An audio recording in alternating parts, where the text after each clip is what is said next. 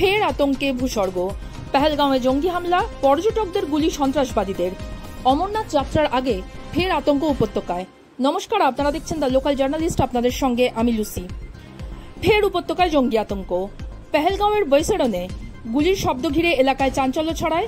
অমরনাথ যাত্রার আগেই দক্ষিণ কাশ্মীরের অনন্তনাগ জেলার ওই অঞ্চলে পর্যটকদের উপরে হামলার অভিযোগ। গুলিতে 5 পর্যটকের জখম হওয়ার কথা শোনা গেলেও এখনো পর্যন্ত এই নিয়ে কোনো সরকারি বিবৃতি দেওয়া হয়নি। যেখানে গুলির শব্দ পাওয়া গিয়েছে সেখানে ইতিমধ্যেই পুলিশ ও নিরাপত্তারক্ষীদের যৌথ বাহিনী পৌঁছেছে। আহতদের মধ্যে 2 জন স্থানীয় ও 3 জন পর্যটক। পেহেলগাঁও মূলত তার জঙ্গল, স্বচ্ছ জলের সরোবর এবং বিস্তীর্ণ তৃণভূমির জন্য বিখ্যাত। পর্যটকদের কাছে এই এলাকার আকর্ষণ অনতিক্রম্য। এবার সেখানেই জঙ্গি হামলা। ওই অঞ্চলে পায়ে হেঁটে বা ঘোড়ায় করেই একমাত্র পৌঁছানো যায় বলে জানা যাচ্ছে। সেই দুর্গম এলাকাতেই এবার হামলা জঙ্গিদের। এক প্রশাসনিক সূত্রের দাবি 2 আহতকে ইতিমধ্যেই হাসপাতালে ভর্তি করা হয়েছে। প্রসঙ্গত, গত কয়েক বছরে উপত্যকায় সন্ত্রাসবাদের থাবা ক্রমেই গুটিয়ে আসছে বলে দাবি করেন ভারত সরকার।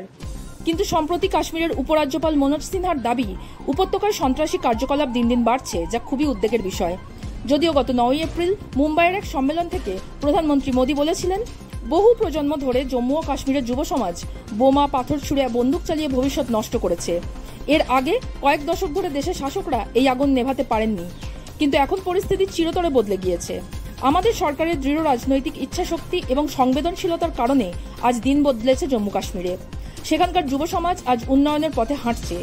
কিন্তু তার সেই দাবি অগ্রাহ্য করে রবিবারই মনোজ বলেন, বিশেষ করে জম্মুতে জঙ্গিদের কার্যকলাপ দিন দিন বৃদ্ধি পাচ্ছে, এটা খুবই উদ্বেগের বিষয়।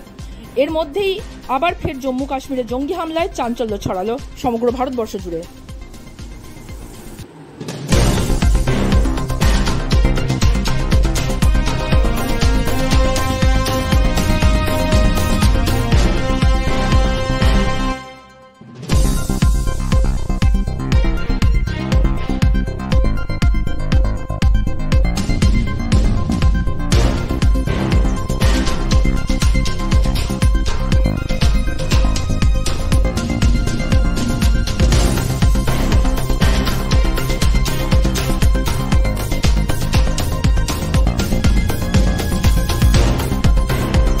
चलो मेरे तू भी करता है ये देख ना।